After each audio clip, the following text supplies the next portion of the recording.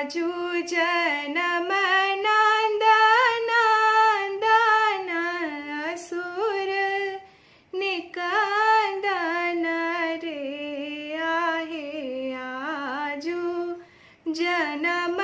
नंदन नंदन असुर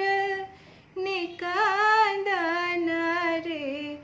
ललना रे यशोमती जनमल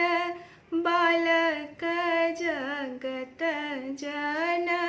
पालक रे ललना रे यशोमती जनमल बालक जगत जन पालक रे कसी के अकोर बैसोलनी कसी के दबोलनी रे आहे कसी के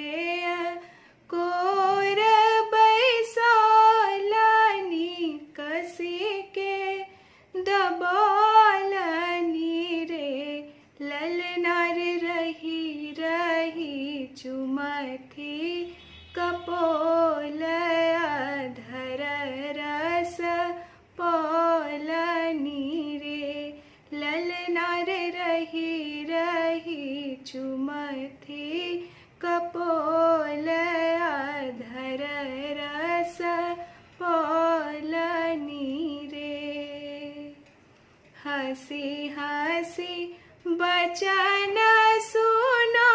सुनोलनी हृदय जुड़ोलनी रे आहे हसी हसी बचन